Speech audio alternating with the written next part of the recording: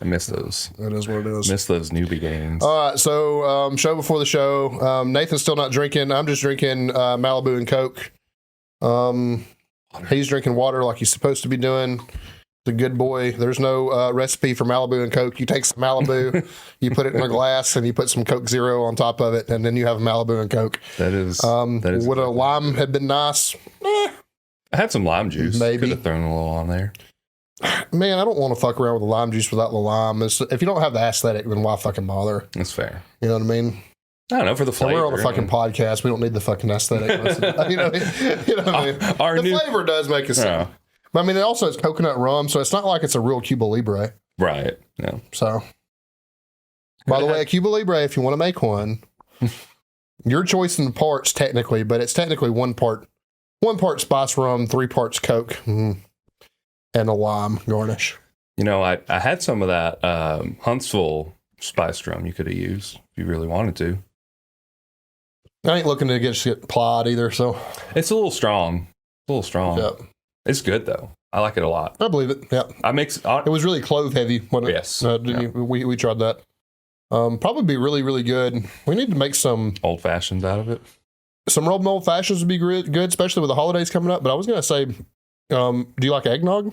Yeah. I feel like because it's really clove heavy, maybe it would be good with some homemade eggnog. Yep. It's not a bad idea. We could do that. I still think we should do a whole drink series. I think we would get a lot of clicks. Yeah. We could try one day. We just have to.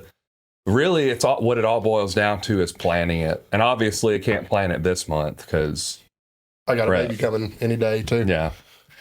Prepping, you got a baby, so it'll have to be a little bit further down the road. But once we kind of get settled in. We got to hope that I can one take it, too. Otherwise, I'm going to be real drunk by the time. By the time we get the take we need. maybe not. I guess it depends how much you're drinking in between takes. I mean, you got to start every take with an empty glass. No. Just put them back and then we drink them collectively. You just like you've never been on the editing side, so you can literally just be like chopping it up and patching it together, and it's fine. Yeah, especially on a format like TikTok, that's all it is. Everything is chopped up and mashed together. Right. It's not just like one long take. Just like a movie. Right. It's like you get a shot or you don't, and then you might reshoot it, but it starts from a point and ends at a point. So, you just have to segment it out. It's fine. Instead of 10 drinks, I might have to have 5. Just depends on That's what it is. But yeah, maybe we should. We could get we should consider doing that. Yeah. I mean, it is a Sip It and Rip It podcast. It is. In spite of the lack of Sip It for me lately. Well, I mean, that's to end soon. Yeah. So, are you ready to return to?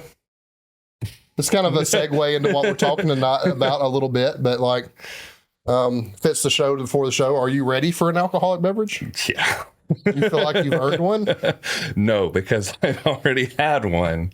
I messed up like 2 weeks ago. You've had one in 2 weeks. 2. You're 2 in 2 weeks. You have 2 the same night? No. I've messed up twice. I mean, shit. I mean, that's still, to go from having, I don't know, are you daily? No. It was more like every other night at most. Anywhere between 1 and 3 a week. That's usually where I would be at. Legitimately, that's where I'm at now. Yeah. It's typically Friday, Saturday, Sunday that messes me up. Yeah. Probably have a drink apiece each night, or I'll skip. Friday night's pretty common. I may skip Saturday depending on what I've got going on, and I always drink on the podcast. So yeah. Usually for me, the biggest thing is just like it always boils down to just like having a shitty day. Like yeah, I mean, I think that's adulthood, and I'm not saying that. I think it's shitty. It's bad advice to say that the drink helps, but sometimes you do feel like you just earned one. Yeah, and most of the time, the shitty day drink isn't a binge drink for me. Like I'm not gonna sit down and have. If I sit down and have a bottle of something, somebody fucking died. Right. That's not just a bad day. Yeah. Like a sip of drink in my recliner before bed. That's a shitty day drink. Yeah. So that's pretty much how it's been every time. It's just been like either the day has sucked or several days in a row have sucked. And I'm like, you know what? Yeah. Which It's one of those things sometimes. We've talked about it often though, but if you're in prep, especially if you're in prep and on a lot of drugs, for the sake of your liver and your blood profile, specifically your lipid profile, your kidney and your liver stuff, you should be limiting alcohol as much as possible. And make sure you get your milk thistle. Yeah, do your milk thistle. Ox bile works too, but it's tremendously more expensive. A blend, they wowould say, probably works even better. But again, give you a difference. Being in a nutrition shop, I own one, right? Milk thistle's what, $5 at Walmart? It's cheap. It's something. Yeah, it's super cheap. I'll sell an ox bile supplement, which it's probably more aggressive. If you're on Tren and a bunch of orals, you probably need to do this. But that's a $50 supplement. So there's 10 times cost. A daily milk thistle would probably do wonders for everybody, that even if you don't drink, if you take too much Tylenol, it'd probably be good for you. So it is what it is. It just supports your liver in general, just keeping it clean. For sure. Yeah. And there's a lot of other things that affect your liver that's not alcohol. Like I said, pills in general, anabolics in general, a bad diet in general. So plenty of reason to be taking milk thistle. Yeah. And your liver works hard already. Like, your liver can take a fucking beating before. Yeah, I mean, it's the hardest working organ in the body. Yeah. Yep. So just remembering that, just that it does already like handle a giant workload. So anything you can do to help, like, especially when you're compounding it with other things. So. Yeah, for sure.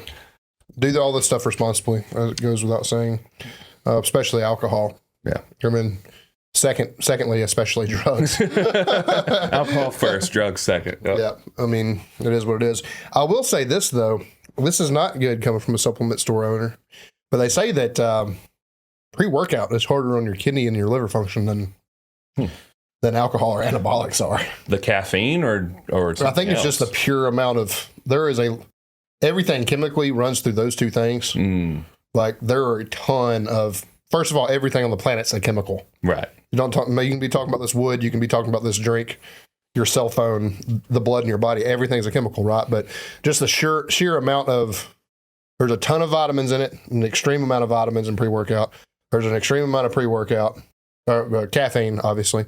There's other, like taurine, DMHA, DMAE, yohimbe sometimes, all those things. There's just a ton of different vitamins and stimulants and chemicals in general, way more so than alcohol or anabolics. So, maybe you should consider that, especially in your kidneys, though, because pre-workout's a diuretic because of all the caffeine. So it does tend to dehydrate you, which means that your kidneys are working much, much harder. So, something to consider. Yeah, for sure. I've been down to a half scoop for a long time now. I only do a half scoop of pre-workout.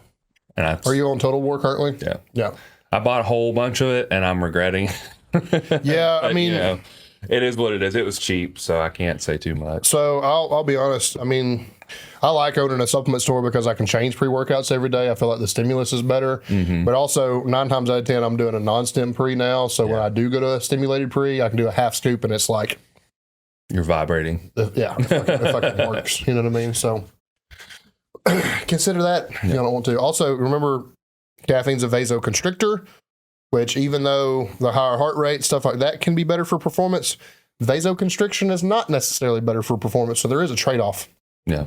Also, we talked about it before, a higher heart rate, harder to get a set of 10 done with your heart rate dimed. So consider that stuff.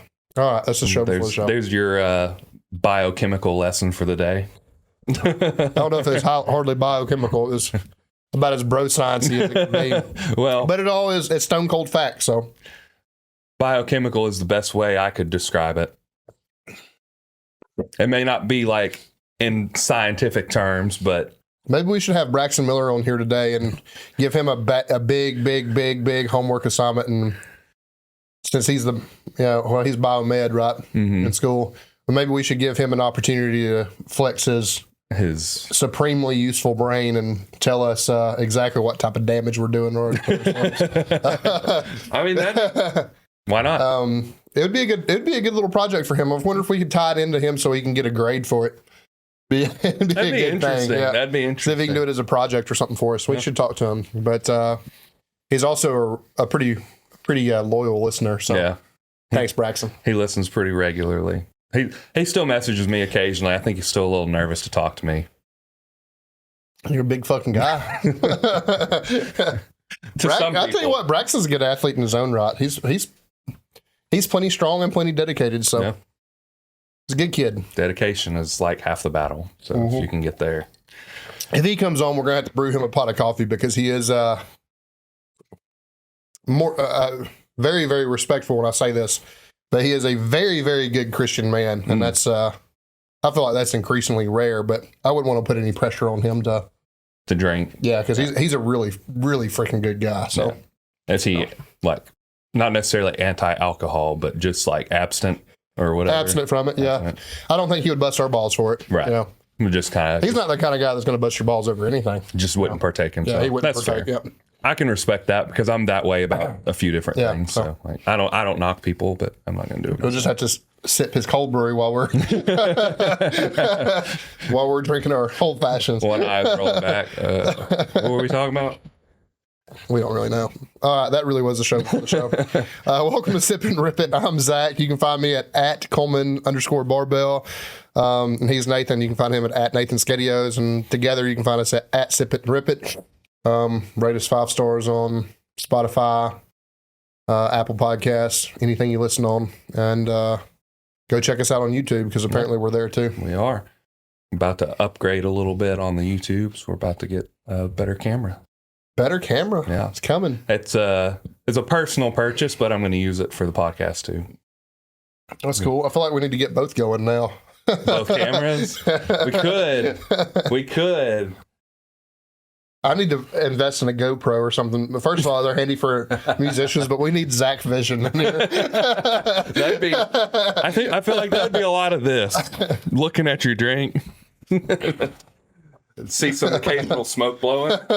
Just like random pop over the GoPro. Yep. Something. It'd be funny. It would be pretty funny. So, Jim, this week, do we have anything cool? I didn't have anything cool.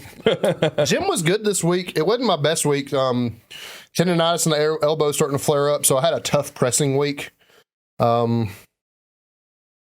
Last week I doubled 385 on bench, missed the 405 only because Dildo had his hands on it the entire time, and I don't know how much this of it week? that was last week. Oh, last week. Okay. And I don't know how much of it I did and how much of it he did, so I'm not going to count it. But I doubled 385 last week. Turned around this week. It was technically supposed to be my undulated week. It was not supposed to be a heavy bench week. But, yeah, I still had a hard dick from the last week. Yeah. And I felt like I needed to get my revenge. Unfortunately, worked up. When I got up over 350, hit 365 for what normally is a very easy triple, and I ground it out. And then I got pinned to the fucking bench with 385 after doubling it the week before. So it was just pain mostly. Yeah. Not real worried about it. I still hit plenty of volume for stimulus because I dropped down to 315, hit it for 8, hit 225 for like a real easy. I got bored before. I mean, it was like a real easy 15. Yeah. So, I mean, still got plenty of stimulus. Squats were not a heavy squat week either. I did actually undulate them like I was supposed to. So I had like 10 sets of 2 at like 275. I did hit a 380 single on the SSB bar just as consolation, I guess. But then it was my heavy deadlift week. I hit 510 for a very, very easy 2. So 515. I was about to say, I thought it was 515. It was, the program called for 510, but it's one of those things where it's easier to load 515. So just. Yeah. Hard to find 2.5s around there, too. They're all in one spot. I'm not going to look for a fucking 2.5. Like, just put a 10 on it. Like, it's fine. I am of the opinion that your body's not going to know that much of a difference between. Like, I'm really, really stubborn about loading 495. I will not load 495. That's the one scenario I will go find 2.5s to load an even 500. Like, I guess I get it. I feel like 495 is beneath me. like if I'm going to be that close to around 100, like I'm gonna load the 100, right? I mean, you can just call it 500. That's It's 500. people do that with bench all the time. They'll load 495 and they'll call it a 500-pound bench. Like, I get it. You probably got 500. Right. Like, But you technically didn't. But you didn't. You know what you I mean? could have, but you didn't. It chaps my ass a little bit, That's to fair. be honest That's with you. fair. I don't know. But that's my last heavy deadlift. If there's no baby, that's my last heavy deadlift before the deadlift competition on the 28th. Yeah. So have some tune-up things to do this week. I'll probably pull 405, 415 for like 10 fast singles. Mhm. And then just get ready for next weekend. Yep, that'll be fun. That'll be fun. Mhm. It's hard to believe it's that close. Because Yep. Now, if I have no baby, my plan is to go and handle you that morning, even if you don't want me to. I don't really give a fuck. If I'm going to go to a powerlifting meet, I'm paying for a coach's pass. There's somebody back there I can load the spot for. Like, I can go help somebody. right. So my plan is, though, there's no baby. I'm going to be with you that morning. Go eat a good meal with you after, and then head immediately back to Coleman to go wreck Austin Blair's world. Now there's only, unless something randomly changes, there's only 15 lifters, so it'll be a quick turnaround. We'll probably only be there for 5 hours. Yeah, I don't really see it being being 5 o'clock when we're standing there for awards. I feel like I'm gonna get back to Coleman in plenty of time. Yeah. So I think so too. me and Sandy's rationale is Tuscaloosa is just as close to Birmingham if something happens. Yeah, Coleman I is, guess that's so. It's about an hour away. So we're going. So that makes sense. Is that where you're going for the baby? Is yeah, Birmingham? St. Vincent's. So Okay, that makes sense. Tuscaloosa, Coleman, It's all the same. doesn't fucking matter. Yeah. Yeah, it's all the same at that point. So that's the plan. It'd be crazy if baby comes in the middle of the meet. It's like there's randomly like, oh man, there's some water in the floor here. Or on this chair here. What happened here? Like, I really think she's coming this week, but could happen. I may be wrong. Could happen. My gym week was garbage. I don't even really remember it, to be honest with you. I know I had 2 bad days in a row.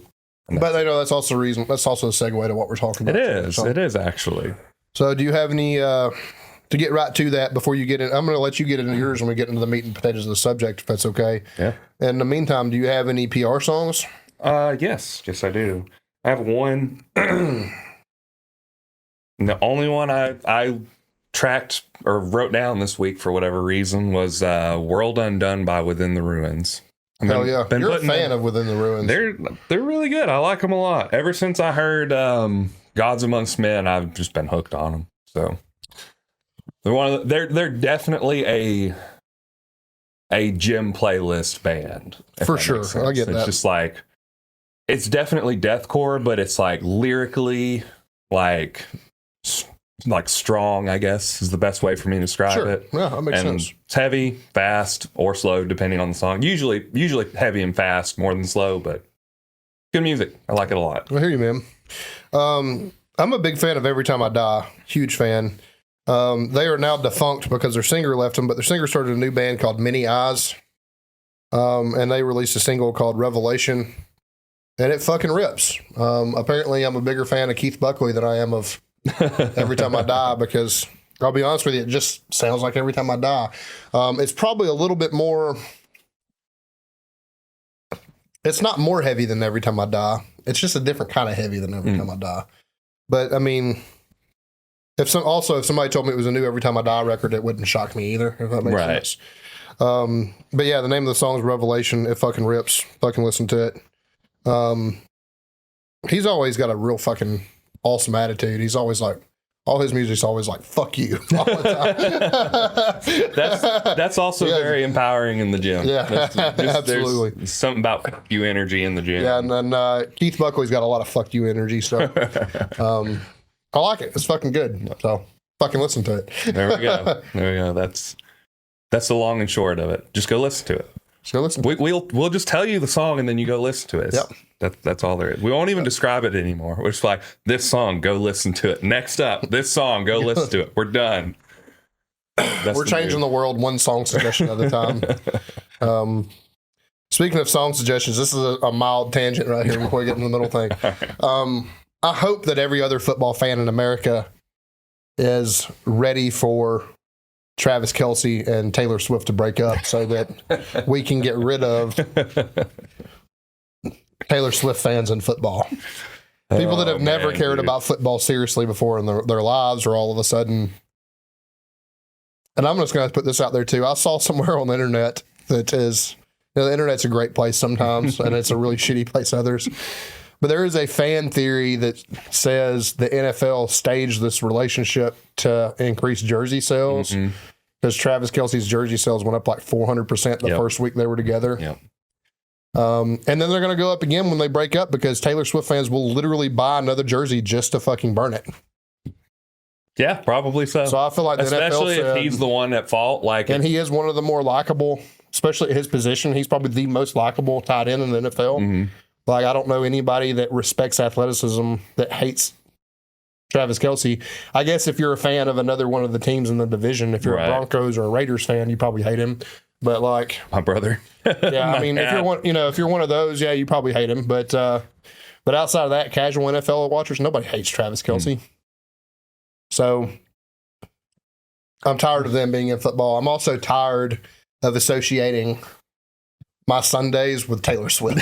Like, I'm also fucking over it. Yeah. You know what I mean? Every other meme I see now seems to be something about Taylor Swift and Travis Kelce. I didn't even know that man's name because I never really paid attention. I don't pay a ton of attention to the NFL, but I was listening. I do listen to a sports podcast because they talk about a wide variety of sports, and it's mostly just like obscure things that you wouldn't know about, like random Korean sports and stuff like that. Yeah. But they had a whole episode that was dedicated just like Taylor Swift and Travis Kelce, and I'm like, okay, cool, whatever. And I listened to this, and immediately after I listened to this, that's all I saw on Facebook was just memes of Travis Kelce and Taylor Swift. And it's like, bro, I'm not even like an avid NFL watcher, and I'm sick of it. I think he's nuts because his girlfriend before was a lot prettier than her. Taylor Swift makes a lot of money. I mean, not to say he doesn't. I think she would be the breadwinner. She makes a lot of money. She probably would be in their situation, but there's probably very few people that make more money than he does. She may be one of the only. But also, he's got enough money that I don't think he's really dipping into hers either. Like, that's true. Yeah, they don't. He's got money that he probably forgets about. Yeah. He probably forgets he has it. No, yeah. I mean, there's definitely his brother is also today made his 145th straight start for the Philadelphia Eagles. Yeah. His brother did. So, like, it's a family with money. They're not fucking worried about it. No, they're not. They're not after Taylor Swift's money. No, for sure. And I wouldn't think you'd be after her looks. I mean, unless maybe he just... She looks like a 12-year-old boy with a wig on. That's a little mean, but, yeah, I mean, I'm not saying no, but I don't know if I'm not disagreeing, but I don't think I would say it out loud. They're making that. I mean, Swifties may come and kill us. They may not burn us down. But like you're one of the best athletes on the planet, and yeah, I know she's like super famous, and I give her a lot of credit as a musician to another musician because at least she writes her own shit, and that's a huge thing in pop and country, right? Like at least she's responsible for her own music, and that's fucking cool. But get out of the NFL. You're a professional football player. Like, I'm just saying you could have done in terms of looks. You probably could have done a lot better. Hey, I mean, maybe they just genuinely like each other. Maybe it's not staged at all. I don't know, man. Or maybe it's all staged by the NFL. Or maybe it is to all drive staged. jersey sales because I believe that's what's happening. But how much would they have to pay her? Because she's already got so much money. How much would they have to pay her? If they, there's a fucking million Travis Kelce jerseys. If they paid her $5 a piece for every new jersey. But does she even need that money? She's incredibly wealthy. But she's listen, dude. I mean, the Eras Tour thing, like that's all in fucking theater, right? What? Like she's got a movie. The Eras Tour is all a movie. Oh yeah. Like it's outselling like blockbuster movies. Mm-hmm. Like, don't underestimate how incredibly desperate and stupid these fans are.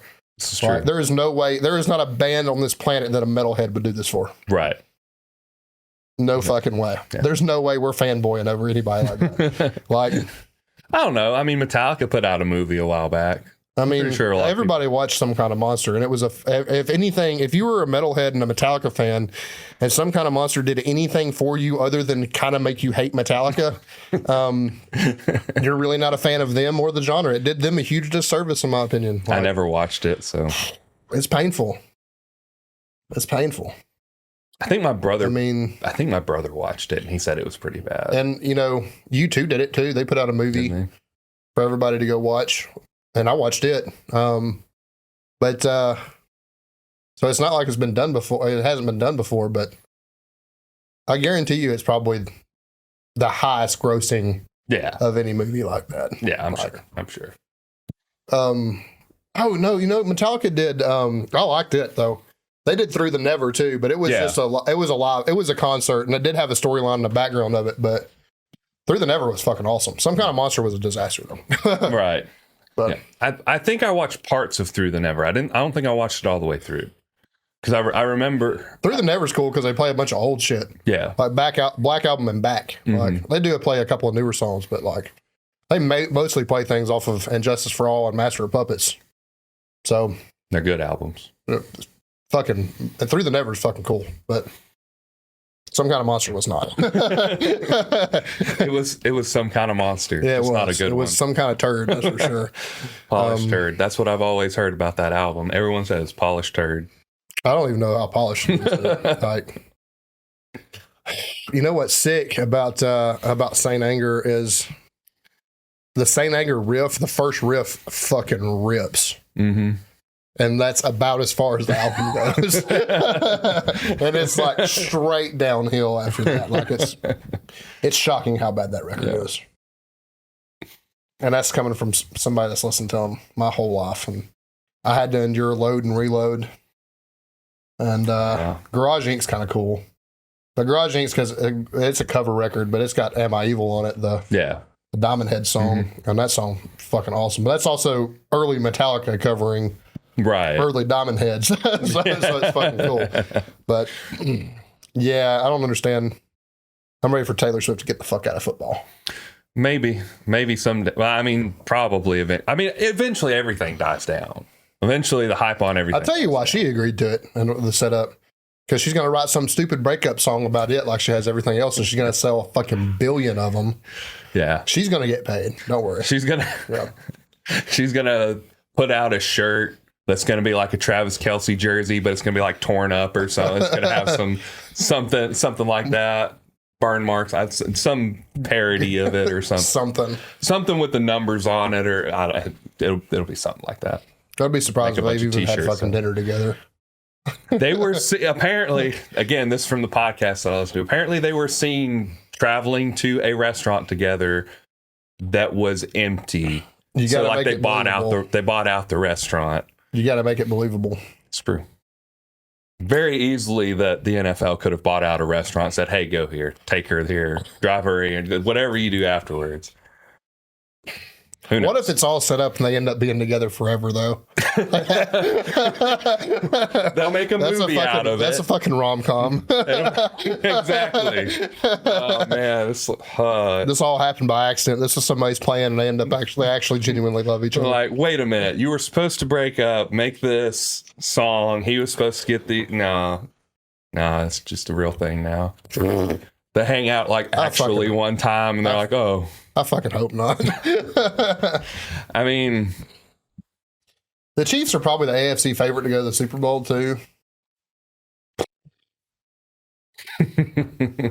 Could you? I can't even imagine that Super Bowl right now. It gives me a fucking headache thinking about it. Yeah. How pissed are those halftime artists if they make it to the Super Bowl? I mean, is she just going to do the halftime show? I'm sure that's set years, months and months in advance. I'm sure she's not doing the halftime show. No. But like, how convenient to the story though would it be if she did do the halftime show? It'd make a lot of people think, was all of this stage? Was them getting to the Super Bowl stage? How much of this is actually real now? Like, how much of this is actually the game? And how much of this is people getting paid off? We already know that stuff's like... Yeah, I think that's a huge possibility. I mean... We all know the Patriots have paid plenty of people off. Fuck the Patriots. We went off on a pretty long tangent there. We did, yep. All right, so tell us what you did in the gym this week, and then let's get into the meat and potatoes of what we're talking about here. Not shit. It was a bad week. The only cool thing I did was bench 225 for like 33 and then 275 for 20. And that was off plan because I needed a mental break because I had such a bad week. Did you miss things that were prescribed to you? Did you miss any lifts? No lifts were missed. It was just the way everything felt. A lot of pain, mostly. Knee pain, lower back pain. It kind of like traded off at one point. My knees were hurting really bad at the start of the deadlift day, which was, I guess, did I hit 545 on squat this week?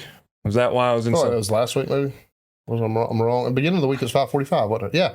Okay, so it was this week. So I guess I did that. Yeah. Which it moved pretty respectably. It was definitely not something I could double. So I just put it like that. 10. It was definitely not something I could double. Could have done more than that possibly, but I could not do 545 for 2. Not that day anyway. So my knees always hurt really bad after heavy squats. And I don't know how to fix that. Went into the deadlift day, which was on Thursday, so this is 3 days later, and my knees were hurting so bad. Just pulling a plate was painful. So I did some foam rolling on my quads and my hamstrings, try and relieve some of that pain. So I did that. Knee pain started to go away a little bit about 3:15. My lower back just absolutely felt like it was being torn to shreds. And I was like, well, this isn't good. So I laid there. I think I pulled 315 for like a double or something. I just laid in the floor at the garage, just waiting for the pain to go away. And then I put like 365 or something, did a couple reps. Same thing, waited for the pain to go away. 405, the pain finally started to go away. So I was like, okay, I don't feel like my body is completely broken, so maybe I'll get somewhere. And I had what was supposed to be pretty easy 525 doubles. I had like 3 of them, and they all moved kind of shitty. They all hurt. They all felt just slow and sluggish. And, you know, I was complaining about it to Joe, and he was like, they move fast. What do you mean? And I'm like, they should be moved. First of all, in my eyes, at that moment, they were not moving fast enough. Yeah. They may have been fast, but they weren't pull 700 pounds fast. Right. So that's where I'm at mentally.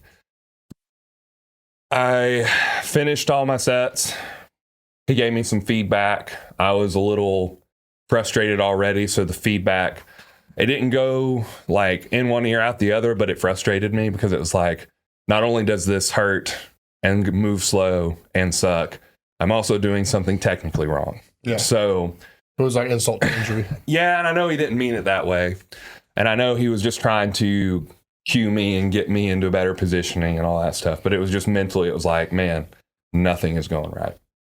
So I kind of just like boneheaded, threw on like 545 and pulled a single. And then I got mad and I threw 585 and pulled a single. And I was still mad because it moved slow. It was like a 3 or a 4 second lift, and I felt like it should not be that slow.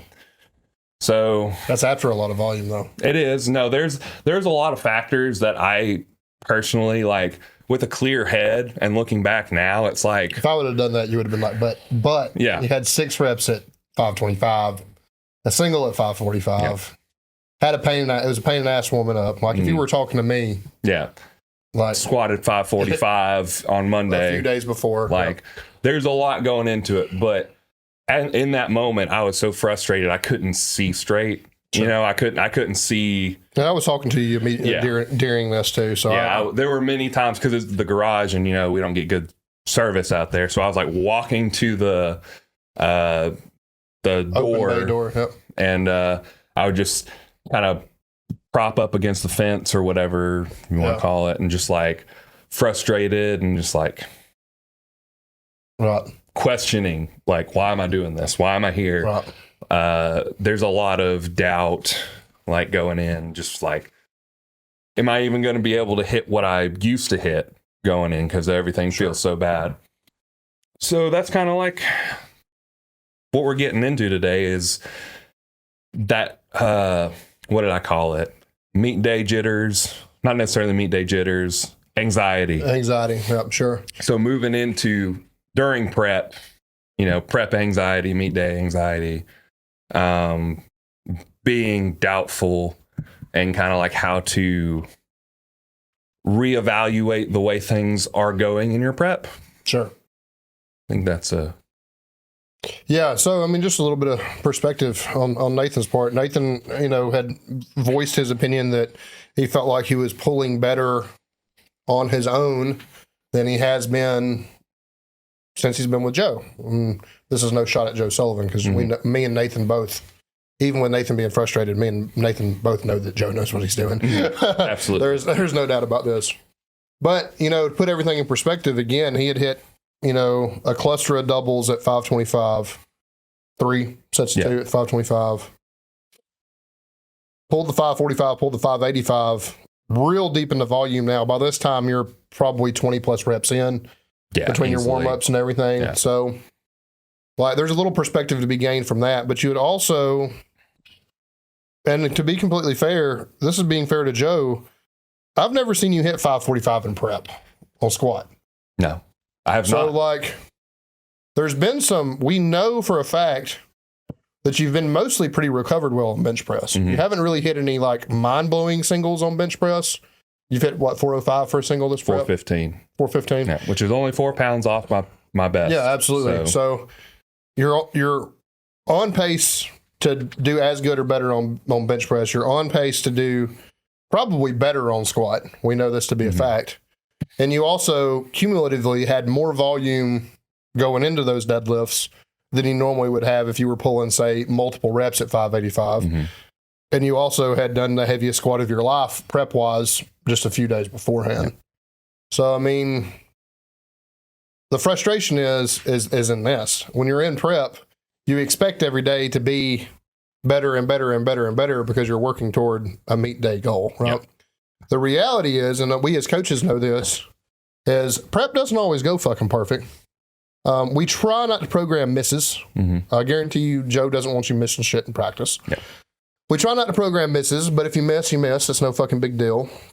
But we're really not trying to make you the best we can be in prep. We're trying to make you the best you can be on one given day. And the hard thing about that is balancing how you recover, session to session, rep to rep, all that kind of stuff. So while Nathan has every right to be frustrated with himself, when you're in these moments, it's very, very important to take a step back and look at the grand goal is to be the best you've ever been on meet day. And all upward, everything's moving in an upward trajectory. And I realize deadlift probably isn't to you right now, but it's also very, very common. This goes for all of us. Most of us, especially if you're a conventional puller, probably pull more than you squat. It's a whole lot of CNS fatigue involved in pulling. There's a whole lot of CNS involved in squat, especially when it's your best ever. But deadlift just simply isn't going to be there on a day-to-day basis. Yeah. It's fleeting. Stars really do have to align.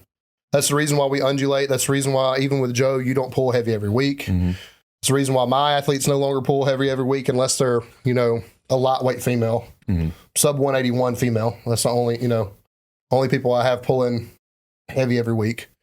Maybe a 198 or less man. I think I have Lance pulling heavy every week. But most of us are going to have to undulate because it's just not survivable to pull even 80% of your 1 rep max week in, week out. Yeah. Especially like me and you are both 600 plus pound deadlifters. You're much, much closer to 7. There's only so many licks above 500 I'm going to be able to take and recover from. Yeah. That's all there is to it. So I say all that to say this.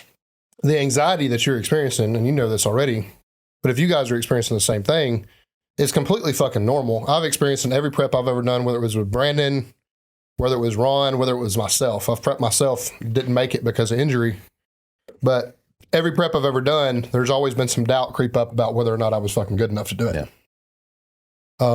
I think that's just the nature of your peak month, to be honest with you. Also, this shit, We love it with all of our hearts. There's no way I'm fucking quitting. If Nathan has to push me on the platform in a fucking wheelchair, I'm not fucking quitting. That being said, when you get to this point, it's already physically frustrating. You're hurting. Your knees are hurting. For me, it's my elbows, my shoulders and shit are hurting. My hip is hurting. The load's fucking heavy day in, day out, even if it is something we can manage. And it's physically frustrating. And, you know, by this point in prep, when you get to that peak month, it becomes mentally frustrating. Because, you know, you're also just beat up enough that you just don't feel strong either. Even if you are doing things like you did this week that you've never done before, you feel like the culmination of all the work, you should be able to do these things easily. And the fact of the matter is we're not superhuman. We're not adapting to these things fucking overnight. You know what I mean? It is what it is. So, I mean, I think that explains the situation the best. In terms of dealing with it, I'll tell you the number one way to deal with it is the best plan is the one that you can stick to. So just because you're frustrated your last 3 weeks of prep, and this isn't necessarily directed at Nathan, it's directed to anybody listening. Just because you're fucking frustrated doesn't mean the plan hasn't worked and doesn't mean that the plan isn't going to work. But sure as shit, the worst thing you can do is change plans and just abandon what you're doing. Because that's a brand new stimulus and has brand new effects on your CNS. So, like, it's incredibly fucking damaging to just abandon the plan, honestly, 12 weeks out, but let alone when you're 3 weeks out. You know what I mean? So. And I ran into that too, where it was a mental frustration. That's why I didn't quote unquote abandon the plan, but I said, and I text Joe and I was like, hey, I need like a mental break from the gym. So I'm going to just go in there and just kind of like impose your will on something. Yeah, pretty much. I just wanted to do something different and just kind of like not do the same thing. Cause I've been doing almost the exact same thing every week for like 12 weeks. So, and I'm talking like same accessory work, same patterns of barbell movement, like all of it has been structured and has been mostly the same, a couple of changes here and there, but mostly the same for 12 weeks. So I was getting bored and frustrated. So I was just like, I just need for my mental health, like a change of some sort, just for a day. It's not like I'm saying everything has to change 2 weeks out, but personally, for my mental health, I need to do something different. That's where I was at. And it wasn't the smartest thing to do, but I also told Joe, I was like, I'm not going to do anything stupid. I'm not going to go out there and like lift anything super heavy. I'm not going to like go ham. I'm going to do mostly accessory work, but just different accessory work. Because it was an accessory day anyway. And it was supposed to be like leg press and machine press and some biceps and triceps and flies, stuff like that. So I just did the same body parts with different movements. So that's all I really did. But it was change enough to make me kind of like sigh, like have a little bit of relief. And just kind of like the change helped a lot. Like just on a mental aspect, I feel like I'm a little bit more renewed, a little better to go into next week. Which I don't know what it looks like either.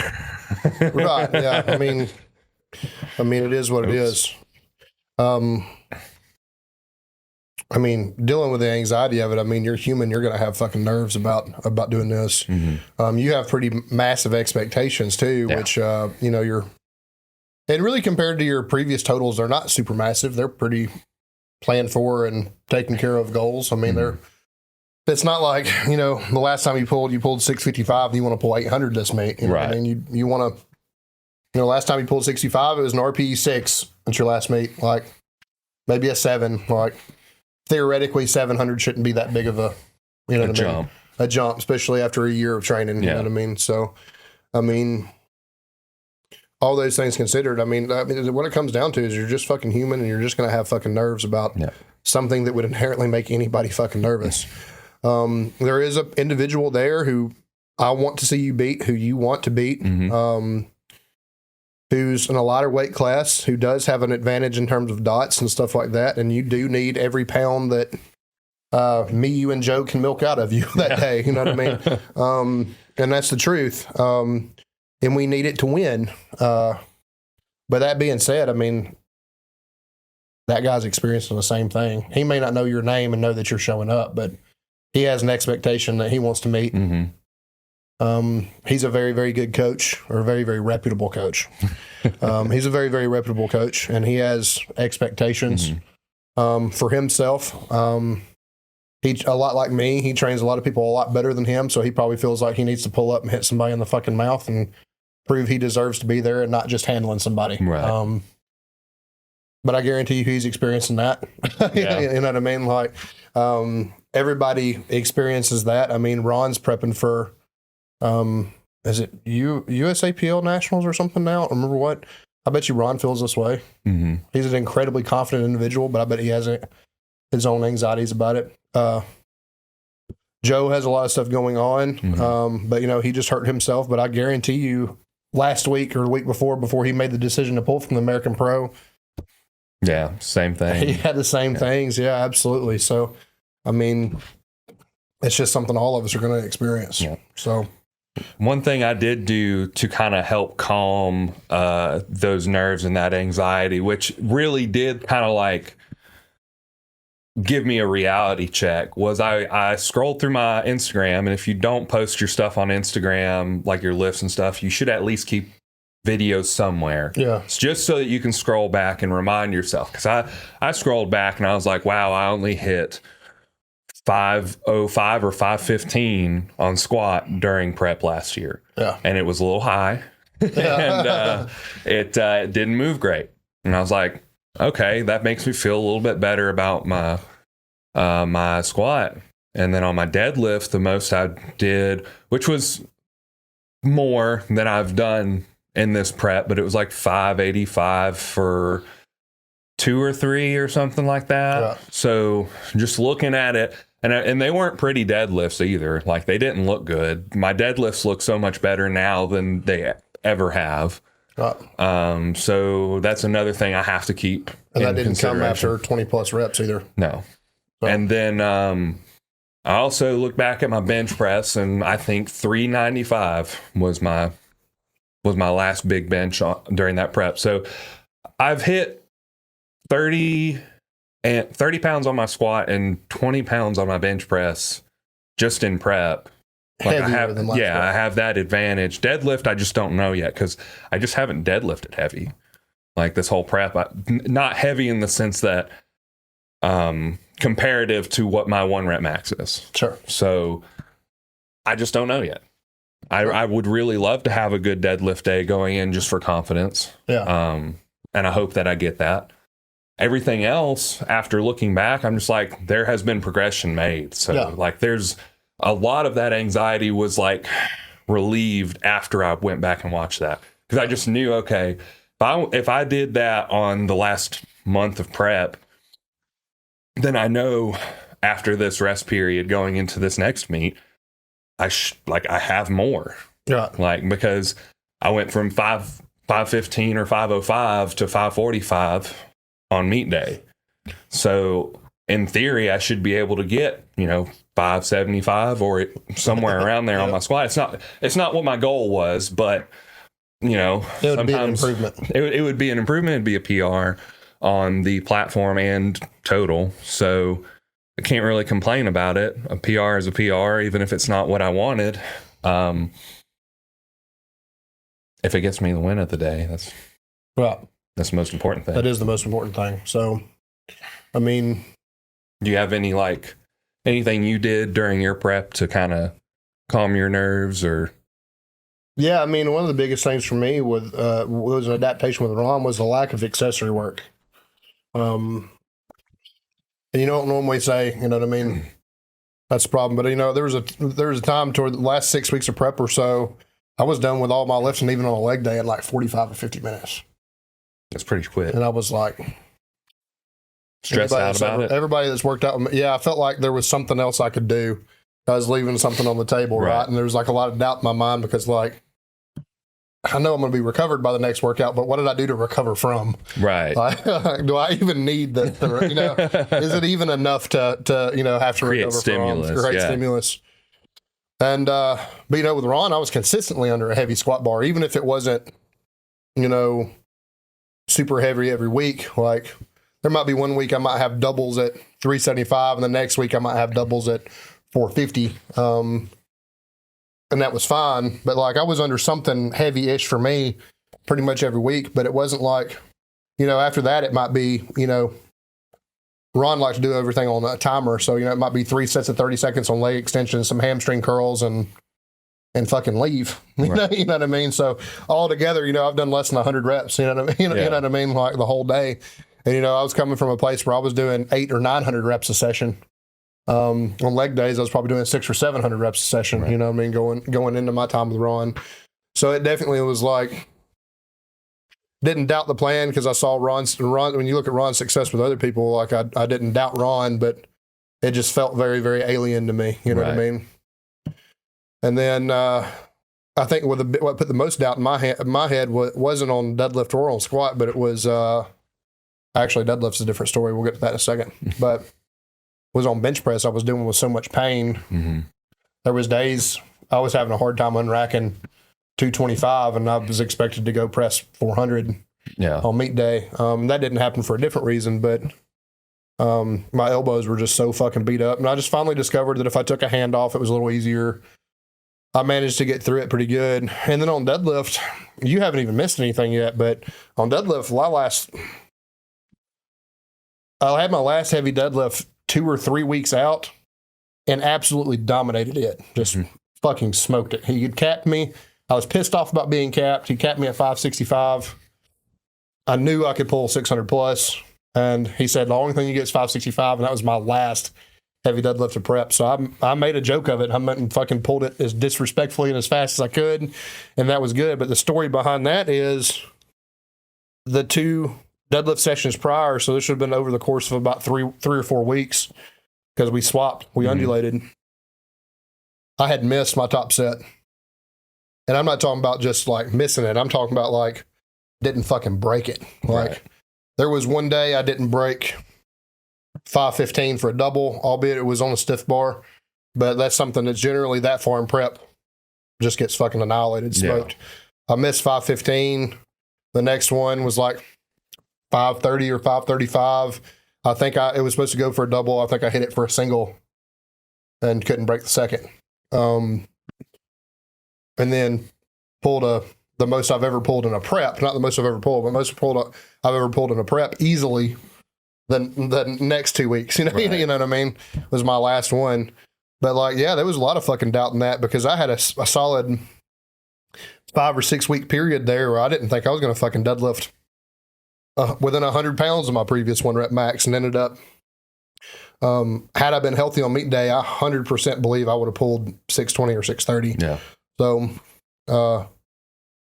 I'm sure you remember the video of the 565, but it was fucking disrespectfully fast. Mm-hmm. Like, I wish that if I hadn't got it for a single, that he would have gave it to me for a triple or, more, Yeah.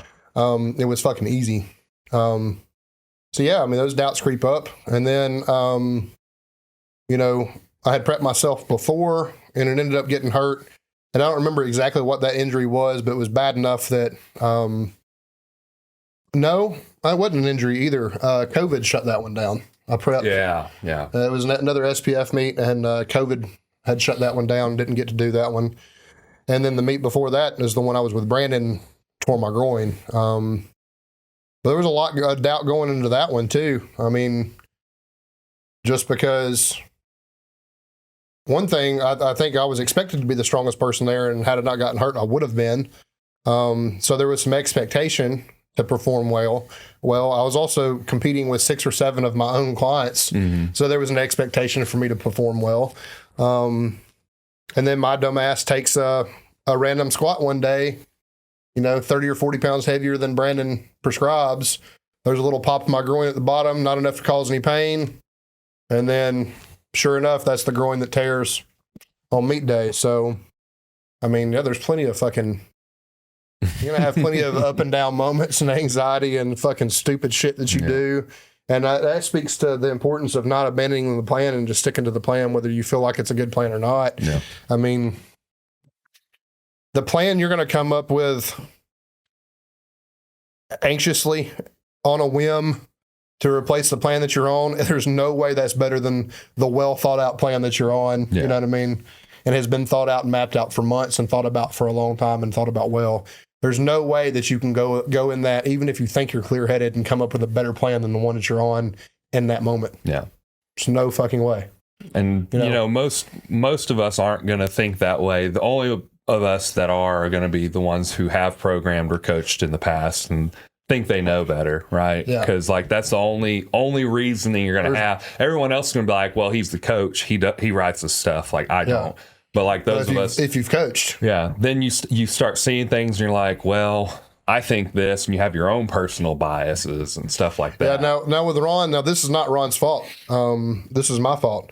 But one thing I discontinued with Ron was regular mobility work, and maybe that saves me from the IT band strain in March had I done regular mobility work, because I went from doing it religiously 3 or 4 times a week to not doing it at all. I mean, that's a plan. That's something that Ron can't plan for. Right. If I'm not in my normal habits, then there's nothing that he can plan for. I mean, but I promise the plan that you're going to come up with panicked and anxiously is not going to be better than the one that you're already on. Yeah. There's no fucking way. And worst case scenario, like even if you stick to the plan and things don't go well, I mean, there's another plan in place for the next time. Yeah. Like you can either, get a different coach if you think that was the problem. I wouldn't say that like running through coaches just because you had a bad, like constantly because you had a bad meet is necessarily the best idea. No, I'll be honest with you. You're just going to have bad meets sometimes. Yeah. I mean, things just won't go the way you want them to. Maybe you have expectations that aren't met, and you can either blame your coach, which may or may not be merited depending on the situation. You can blame yourself because you feel like you didn't train it hard enough. 99 times out of 100, that's the problem. Yeah. It's usually something of your own. Or you can just chalk it up to a bad day and move on. Yep. There's a lot of different ways to think about it. I think the healthiest way to look at it is, analyze it and be like, I know what I did poorly and I know what I did well. Some things you're just going to have to learn from. Yeah. Learn from the things that you both did well and did not do well. Address the things that you did not do well. And, try and lean into the stuff that you did do well. Whatever you feel like you progressed in the most is probably part of whatever of that plan that, like with bench press, let's say, I'm doing pretty good on bench press right now. I'm doing a lot of machine pressing, and it's a lot of like high volume into heavy reps. So like I do really well on my bench press. Maybe I'll keep that around like in my off season or whatever. Maybe it's just like a staple now because I just feel like I get a lot out of it. Maybe my deadlift sucks and I'm like, well, I didn't do, maybe it's because my quads, I don't have no strength in my quads. So I'm just going to hammer the fuck out of my quads. Yeah. Maybe it's just looking at stuff like that and then just realizing at the end of the day, and this is hard, your self-worth is not tied to the numbers on the bar. Yeah, absolutely. It's really hard to say that. But Ron posted the other day, the meet that he's prepping for, he's been in it 10 years. The meet that he's prepping for is going to be his 29th meet. Do you think, and this guy's, at least a legend here in the state, right? Do you think that all 29 of those meets are fucking good meets? No, probably not. That's somebody, on any given day, I'd put him against a lot of people nationally. Yeah. Fucking legend around here. Like, I guarantee you he ain't got 29 good meets to talk to you about. Right. I guarantee you at 1 through 29, the next meet wasn't the best one he'd ever done. Yeah. I guarantee you, just like in the gym, like nothing's perfectly linear, I guarantee you his success in meets is not perfectly linear. Yeah. I mean, that's somebody with a shit ton of experience. It's interesting that you said it that way. I forget his name. I want to say it's like Joey Lifts for Donuts or something. Joey Donuts. Joey Bags of Donut? Joey Bags of Donut. He posted his stats on open powerlifting, and there was like a shift in his deadlift, like over the course of several years. Like he didn't PR. He actually lost 5 pounds or something on one of his deadlifts. And so he was just talking about like sometimes there's ups and downs with everybody. Yeah, it's just not perfectly linear. And injuries happen, sickness happens. Sometimes you just have a bad fucking day. Yep. I mean, it just is what it is. I've had more bad than good, and I still am fucking in it for some reason. Right. You know what I mean? Like I'm, 2 for 2 with hurting myself in meets. And I'm still in it. You know what I mean? I've yet to have a good meet. I don't know what that's like. You know what I mean? So, I mean, I think you do have to prepare you prepare like you're going to do your best ever, every single meet you prep for. You try to learn something from the experience before, you try to get a little bit better. You expect to do better, but the reality of it is you don't know what that day holds. It's just like any other game. We talk about how great Alabama football is all the time, right? If we knew that they were going to win, why would we even play the game though? Right. If you knew you were going to win on the 28th, what good would it do to even fucking show up? Why are you going to get a Texas well, power bar, I guess. But yeah, I mean, like if everybody knew you were the best there, why would we compete? Well, that's the thing. Why would anybody else show up? Yeah. Like if somebody knew that someone was going to show up and take the whole thing, it'd be like, well, what's the point? Yeah, you're only a much better lifter having a bad day away from winning one. You know what I mean? Like we expect you to win this one because we know who's doing it and stuff like that. But like you don't. Not everybody there is going to have a good day either. Yeah. You know what I mean? It's not like you're going to be the only person there having a bad day. Yeah. So you might be the only person having a good day. If there wasn't any parity in it, there'd be no reason to play the game. Right.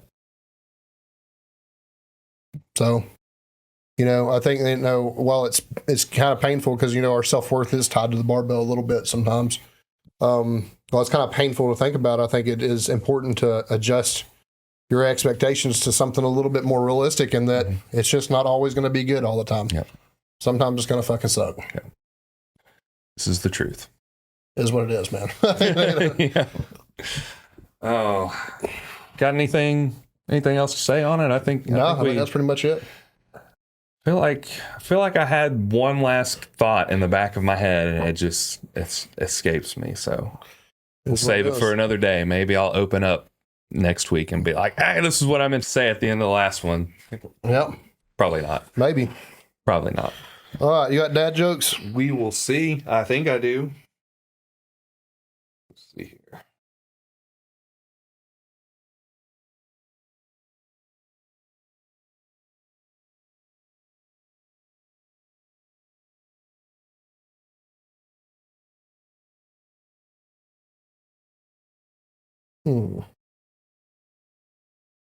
Oh, this one's pretty good.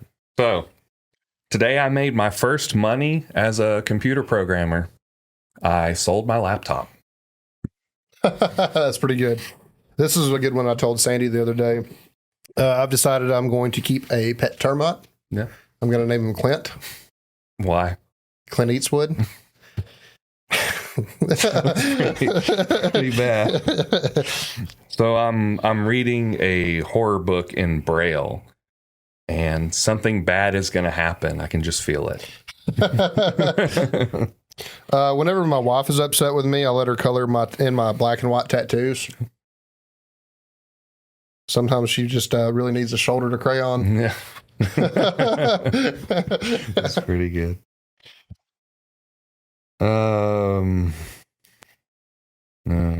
I think I said those before. Oh, the doctor said I got the peekaboo virus. Yeah. I'm not quite sure, but they sent me straight to the ICU. Blah.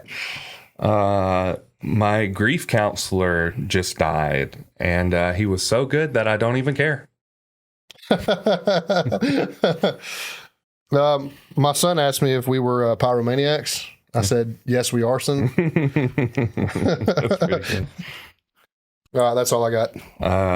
You really got to hand it to short people because they usually can't reach it anyway. Good one. Short shits. So my boss asked me to make a business presentation and said I should start out with a joke. So I put my pay stub on the first slide. And that's the show, boys and girls. Greatest 5 stars on Spotify or Apple Podcast, whatever you listen on. Subscribe to YouTube. Follow us on Instagram. At Sip It and Rip It. At Coleman_Barbell. At Nathan Skedios. Yep. And guess we'll see you guys in the next one.